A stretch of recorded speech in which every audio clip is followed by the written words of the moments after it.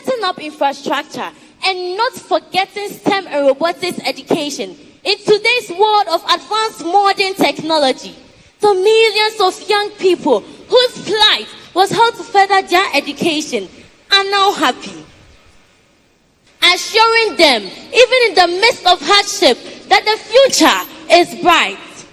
This is a man whose heart is pure and bold, dedicated in the quest to create holistic teaching and learning. Several reforms and initiatives have come on board. This includes, but not limited to, the introduction of new curriculum in 2019, focusing on critical thinking, problem solving, and creativity. There is also massive effort to improve teacher training and professional development. With regards to infrastructure development, government has put in several initiatives to improve school infrastructure, including the construction of new schools and the renovation of existing ones. This is a man whose immense love for students is immeasurable. With the endless support of His Excellency Nana Addo Dankwa Akufo-Addo, all his dreams became a reality. And this man is none other than the erudite, the Honorable Dr. Yao Osei-Edu-Chum, our beloved Minister for Education. Ladies and gentlemen, help me welcome our dynamic and ever-ambitious Minister for Education, the erudite, the Honorable Dr. Yao Osei-Edu-Chum. A round of applause, please.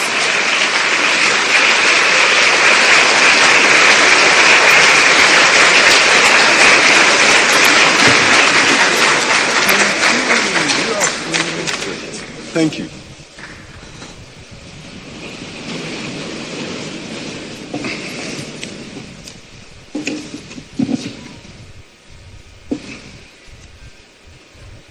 Good morning to every one of you.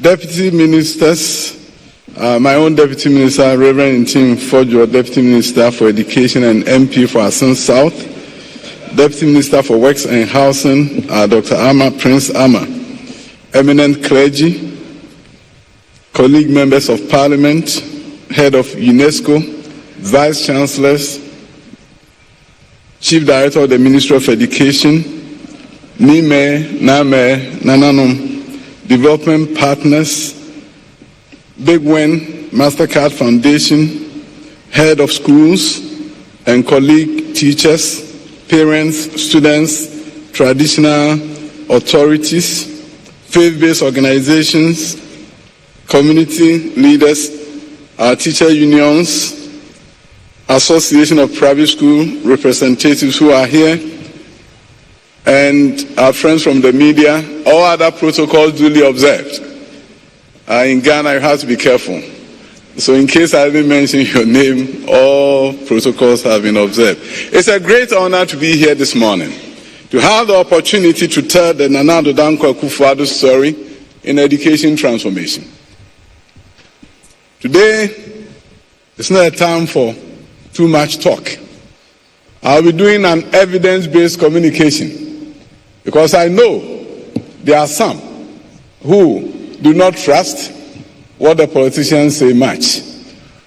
You've been waiting for action, and we'll provide the action.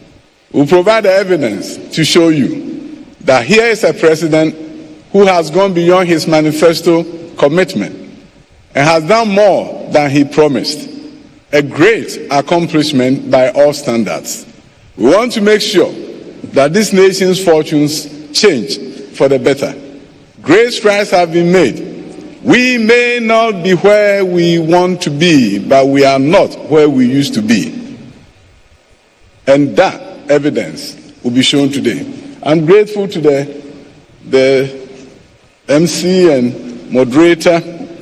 Nebato was going to be surprised by an introduction from the young lady who is so eloquent and exudes so much confidence. It's a symbol of what is right in the education system. I also like the prayer And be careful what you say, because when you are not careful about what you say, your quotation may reflect in somebody's prayer. The headmistress of Laboni quoted something I said in her prayer. So that was profound. I'm grateful to all of you for coming here this morning.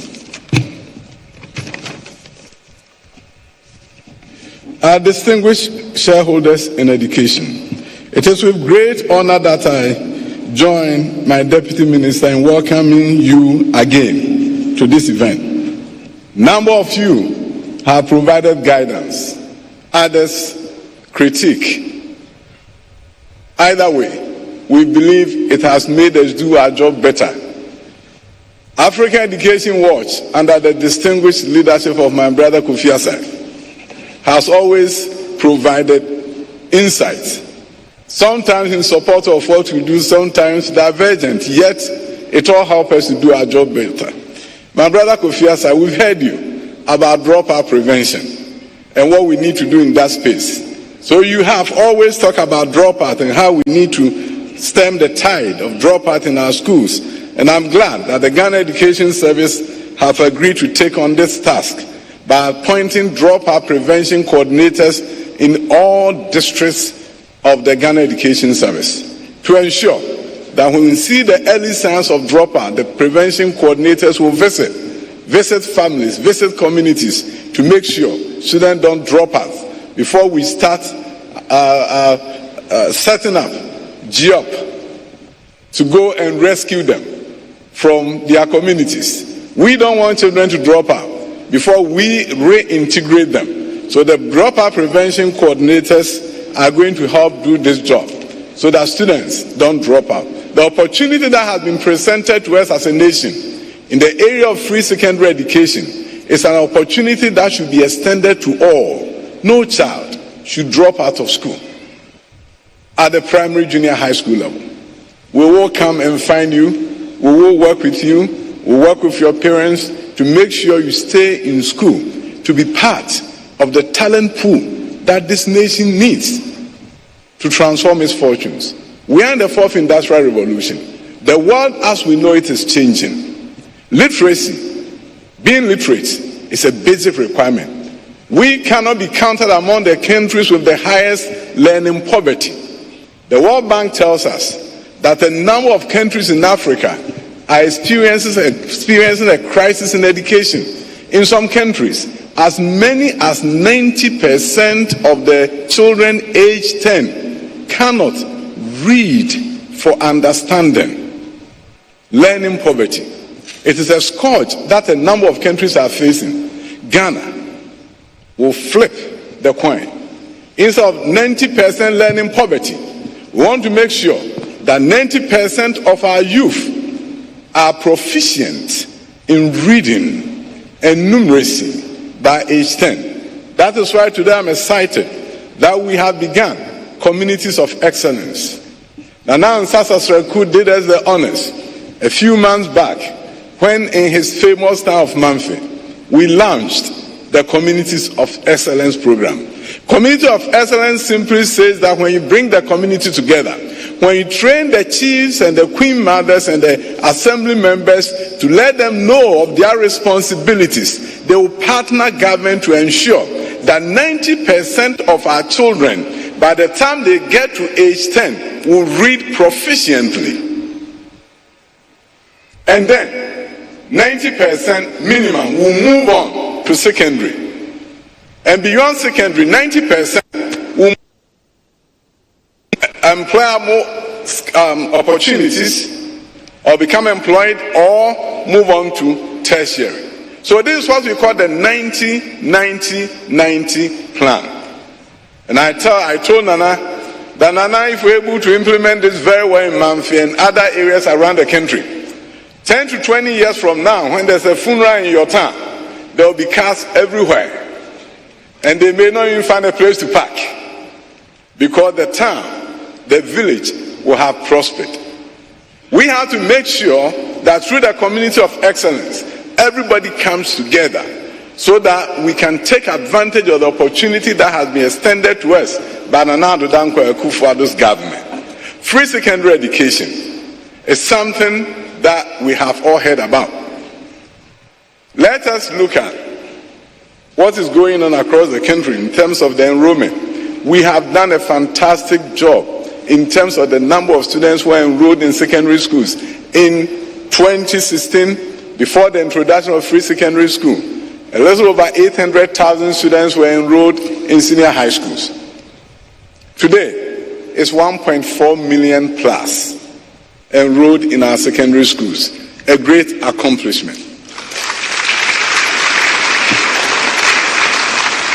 So as we prepare the youth through the community of excellence, they know that free senior high school is waiting for them. And this is the training that has been done in a number of communities who are part of the community of excellence. But we also should understand that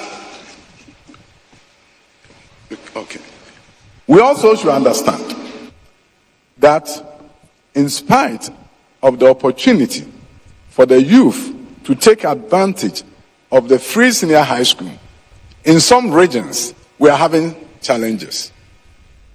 So when you hear of us talking about free compulsory universal secondary education, an enactment of an act to guide, protect free secondary education, we are talking about ensuring that no child had a choice to say, I will not go to secondary school, I will not go to technical school, I will not engage in a structured apprenticeship program, and somehow on my own, I'm not 18, but I'm not about to participate in the education process. There's emergence of a trend throughout the country. Northern region tops transition rate from junior high to high school. 95% of the youth in the northern region of Ghana move from junior high to high school. They have the highest score. Followed by Savannah and Northeast, 94%. Then these two regions are followed closely by Upper East with 92% transition rate. Next in line is Upper West with 89%. We have all the 5 northern region topping enrollment until then you see Bono East and Bono region emerging and coming, and with Greater Accra, Ashanti following. Then you go to Central region with enrollment in the 70s. Volta region with enrollment in the 70s. This trend should not be allowed to continue. Northern region 95%, Western is 81%, Bono is 86%, Eastern is 79%, Central is 77%, Greater Accra 87%, Ashanti 87%, Bono is 88%, Upper West 89%, Volta is 76%, Western North 77%, Upper East, I've already said, Ahafo is 82%, Savannah, Northeast, Oti is 84%. We don't believe that when the government provide the resources, a child should be able to say, I'm not going. So, Cabinet has approved proposal to enact a law that will say that there shall be free, compulsory, universal secondary education.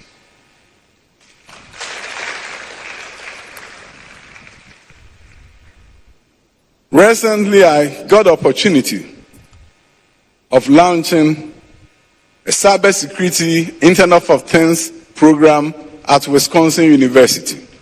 When we talk about the Internet of Things, it's affecting every facet of life in this 4th Industrial Revolution. You could speak to your room and the light will go off. You can speak to the room and the light will come on. The electricians who are doing this job cannot be the electricians of yesteryears who didn't know any aspect of programming. So the minimum qualification to participate in the 4th Industrial Revolution cannot be anything below secondary. So when you hear about the free secondary education, it's not a political cliche. It was Nana Dankwa Akufo-Addo's vision that in this fourth industrial revolution, every Ghanaian should be equipped to participate because of what is happening now. How do you program the light to come on when you talk to her? How do you program the light to go off when you talk to her if you don't have any coding experience, coding in your high schools? So when you see there's a curriculum change and that coding is going to be taught in the high schools, we are saying that this is what they need to survive in the fourth industrial revolution. By the way, the first industrial revolution was the revolution of the steam engine. Then from the steam engine, we came to electricity. It changed the world. And our last first president, great strides were made. Industries were built in Ghana. The advent of electricity gave us the Akosombo Dam so that we'll get electricity. That was what was changing the world at the time.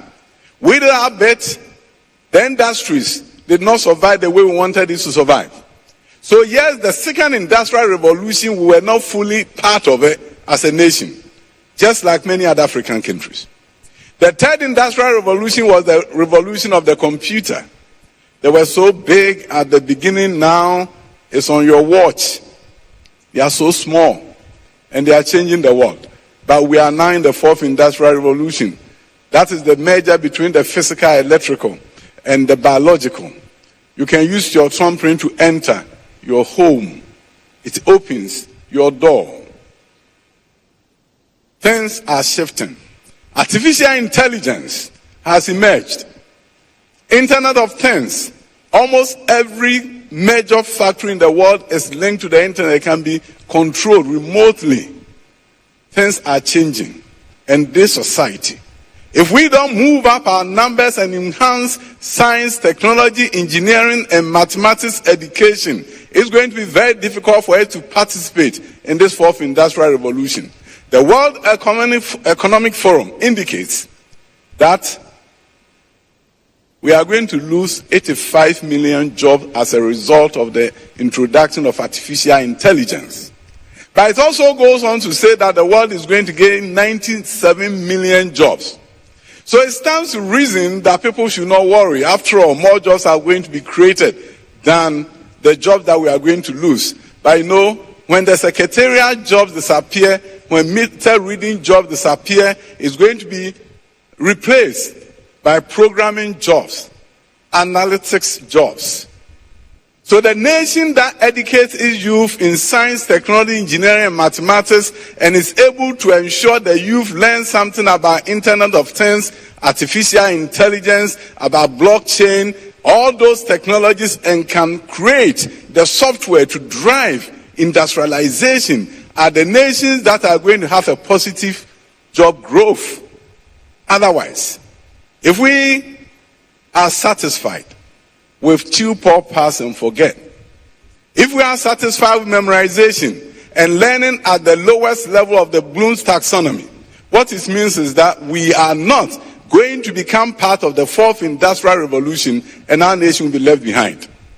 We Ghanaians should be the software developers of Africa. We should take the lead and take charge. Take advantage of opportunities that are coming. And that's why I'm super excited that we have STEM centers where our youth are learning Scratch, learning robotics. They are learning the kind of things that are being learned around the world. This is the Accra STEM Center at Accra High School. Students in the neighborhood comes there to learn the new software that is available. They are mastering it at an early age, and in no time, by the time they get to the high school, they will be ahead of the rest of the world. This is the present and the future of Ghana's education system. We are not waiting for anyone. The president's vision is clear, that we need to leapfrog inequality, get ahead of the world, show the world the African child is capable of learning new skills and participating in the fourth industrial revolution. This is what you witness when you go to Accra STEM Center. A number of them are being built across the country, and thank God in September, a number of schools will have their STEM centers operationalized. This is where Accra High is able to also get their students to do computer engineering and a whole lot of other computer-related courses. They have 3D printers here, which is very rare. Somebody saw this on TV and called me and said, "Is that Ghana?" I said, "Look at the faces of the children. They are Ghanaians." And he called me from America, and he said, "The school that my child attends in America, we don't have this." And I said, "Yes, Ghana is making great strides." So, I can tell you that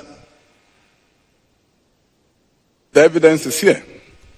And I can tell you that the evidence is compelling. We can and we should begin to appreciate what is happening. So let me take you back. This is secondary and also shows something that has been done in the primary and junior high school stage. Let's look at what has been happening at the primary school and also at the kindergarten level. And then we'll take you all the way through high school. I'm going to be very brief in every aspect of it so that you can understand what has happened. I'm sure we're all familiar with buildings like this. Are we? Yeah, some of us may have sat in rooms like that, rectangular shaped buildings, painted brown and yellow, where the students wear brown and yellow uniforms. And some of you have run away from here. You said yes, you are right. But these buildings that you see, thank God, under the leadership of the president, when we move in the area that we are moving, it will be a thing of the past. We are moving from here at the junior high school level to spaces like this.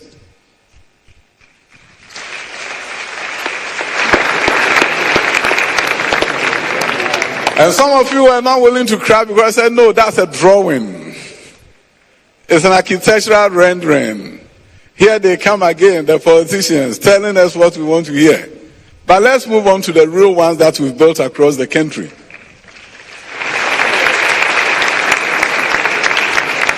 This is the new junior high school in the Republic of Ghana. In a town with 7 junior high schools, when we build this, all the old buildings will be deserted and abandoned. And we'll move all the students into a building like this. In a junior high school where we have biology, chemistry, and physics lab, a STEM lab, that is the 21st century junior high school. Because we cannot educate 21st century Ghanaian children in 19th century buildings and expect them to be proficient as other children in other places in the world. So if you look at it, you see the old building there. This is where children are moving out of Ajab in the Ashanti region into that space. And in September, when the school opens, there will be celebration.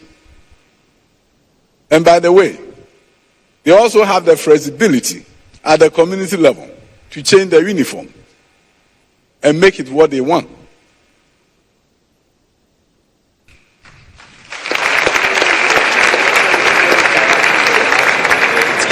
This is what happened in my constituency when the government made available $1 million to every constituency.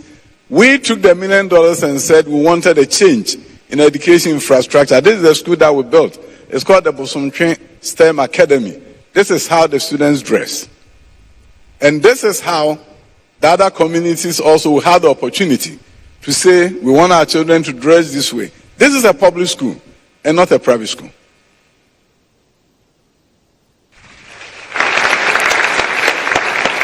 This is the science lab of a junior high school, built with $1 million per constituency. This is a music class of a public junior high school. Library of a public junior high school. You see how the teacher is seated with the smart board behind him? The students surrounding him, very comfortable. There's no cane in hand. The children are comfortable, and these children are going to perform. They are so comfortable seated around their teacher. That is the future and the present of Ghana's education system. This is what we need to do more of. This was never promised in our manifesto, but I always say Mr. President is the president who go beyond his promise and do more than what we expect. When the opportunity came that we can do this, they said, Minister, go ahead, do it for me. And now we have this. And more of these are going to be seen across the length and breadth of this country. So we move on to other interventions. So, you see, some of you are going to look at this and say, oh, okay, we saw jabbing, we saw this, and what about the remote villages and towns? What is happening there? Let us see a few of them. The before and after of some schools across the country, where with the help of the World Bank, the Arab Development Bank, changes are coming. This is a town called GHOne in South Tong in the Volta region. This was their classroom. Looks familiar for some people. Now let's move on to what we have done the last 4 months.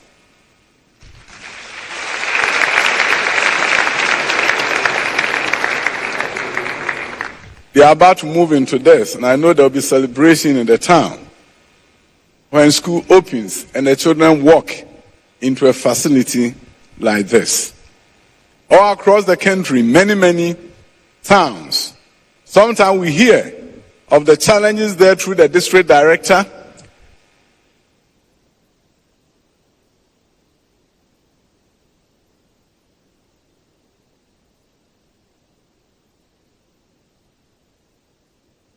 All right, now let's move on.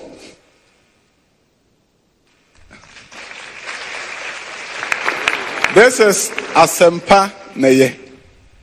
Asempa Neye. Translate the name. It makes you feel good. Good news is good, right? So this is truly good news. So in a number of communities, we want to make sure that change comes. And change come rapidly. We have to move the children from somehow, sometimes it's not just 19th century, so 16th century. We have Ahafumai, look at what the building was and where it is now. You look at other schools. This was a demonstration school.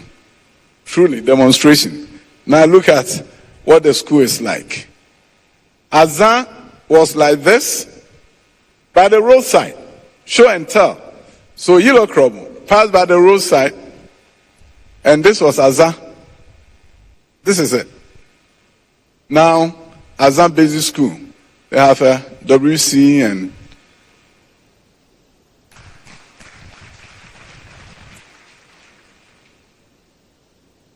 a number of places. This is a school called Nagode. In the town called Nagode. When school begins in September, this will be completed and that will be their school. All across the country, before and after, in Tefre Waso, that was the classroom block before. Now you see, Atobiase, this was the classroom block. Now you see.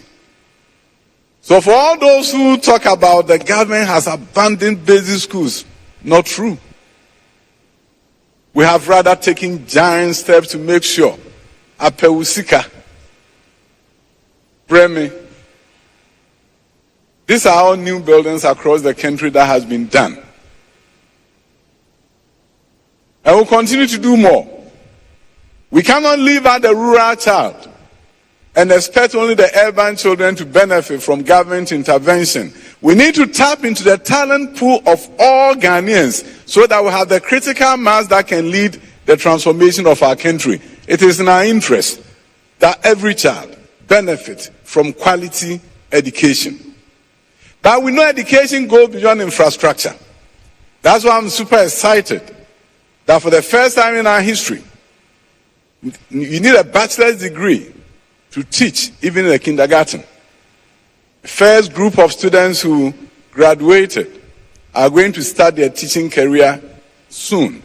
As they prepare to go through the processing process, they recently applied, they selected the communities where they want to be, and the application process is ongoing to put them in a place where they will be able to teach our children and ensure that we meet 21st century standards.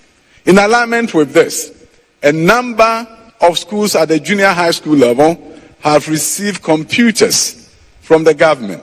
We are equipping junior high schools through the Basic STEM initiative so that in communities we'll be able to ensure that they have a fully equipped lab to ensure that they also can learn ICT and other skills that are required of them. We are going to be distributing robotic kits under the Basic STEM program to a number of schools to ensure that all children will benefit from the government's intervention. The history of Ghana is replete with examples of various government innovations and interventions.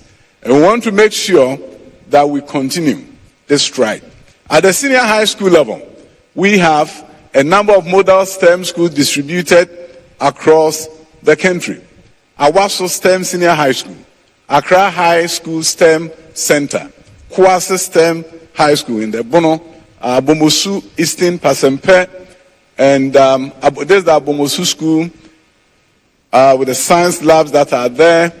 It's operationalized. It's a full STEM high school. Awaso is one of the fascinating stories.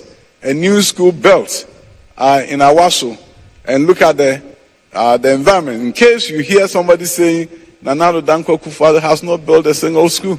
I remember going through my vetting in Parliament, and I was asked, name one school that your government has built. I said, one? He said, yes, just name one. And I said, Bosomchi Girls. Because you asked me for one. Yeah, Bosomchi Girls are at the back there. And I said, if you say one, I'll give you one.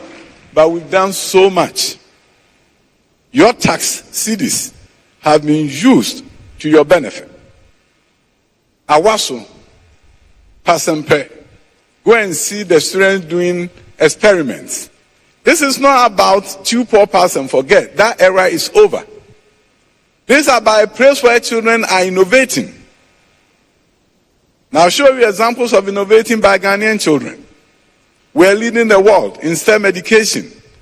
And I think it's something that should continue, and will truly show the world the African child is capable of innovating and creating something that other nations may not have dreamt of. So this is the learning environment, practical learning environment, as espoused in the Anamwa Mensa committee report, that science teaching should be practical. Now it's happening. Anamwa Mensa committee, all the things that they talked about, it became a policy document. When I was in my PhD program, my professor, Dr. William Randall, said something profound. He said in Africa, the road to hell is paved with policy. He said when you go to various African countries, they've written fine policies, but nobody intended to implement it. So from 2002, Anamwa Mensa Committee gazetted in 2004, and now the implementation is happening. This, the Accra High STEM Center, I think we've talked about it. So when you look at what has been done, this in the Ashanti region, they are finishing up next academic year, it will be opened. You see, there are so many facilities here that in some jurisdictions, like in America, this will be a community college and not a high school. In fact, Akrodie was so much advanced in terms of facilities, now it's going to be a University of Engineering and Applied Sciences. So all across the country, you're going to see facilities like this. This in keeping with the President's commitment that Ghanaian children should be educated to participate in the fourth industrial revolution. Now, let's move on. So you're going to see all these facilities. We are also working on the Creative Arts High School in Kumasi, which is going to get students from across the country interested in creative arts. That is going to be a school that is second to none, because this is where the next generation of creative artists will be trained for our country and for the world. To me, it's Ghana to the world. Our artists should be the best you can find anywhere in the world, and we're going to take a conscious effort to educate them so they can move on and showcase Ghana and bring critical resources back into our country.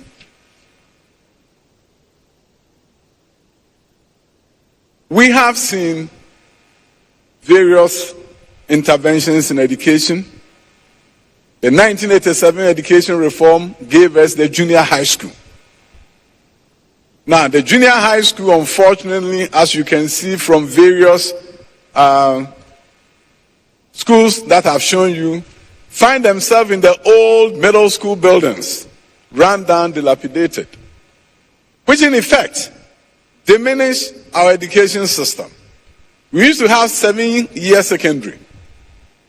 Then it became 3. We jettisoned 4 and put the lower secondary, which is supposed to be secondary, by the way, in dilapidated structures. So when you hear of the free compulsory universal basic secondary education and the secondary education bill, we want to rectify that. Junior high school cannot continue to be part of the basic education system. It should be part of the secondary education system, giving us an effective 6-year secondary education. So the facilities that you see here, these are high school laboratories. Junior high schools are going to have same. So look at this. Across the length and breadth of Ghana, new science labs have been built in existing schools and in new schools. Aburi Girls, I see Aburi Girls, I see Okuapimai, I see Kumasi High School, I see Aflao Community Senior High School. These are all schools with new science lab, fully equipped with the necessary gadgets so that they can do science experiments. So it's no longer a science program where we're expecting students to memorize some data for us. These are Hantamine girls. If you go and see the kind of work the students are doing, it makes you know that things are changing in Ghana. This is Aburi Girls. Kumasi High School. Kumasi Anglican. St. Louis Senior High School. This is Aflao. So in a number, Wesley Girls also have a fully equipped science labs, 6 of them. If you don't have it in your old school, understand that it's coming. Aburi, some of you are saying it's coming. When? Don't worry, it will come. You help me break the 8 and it comes.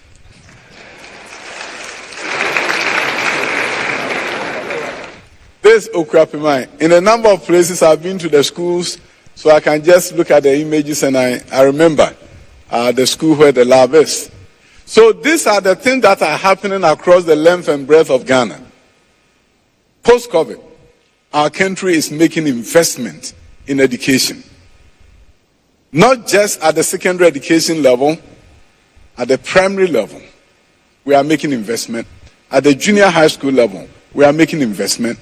I want to assure Ghanaians that the free senior high school will continue to be implemented the way it should be. Enrollment has increased. I think we've talked about that. And I'm sure it will continue to increase this year. With a 505,000 students enrolled in Form 1 this academic year, the next academic year, we might see an increase. But one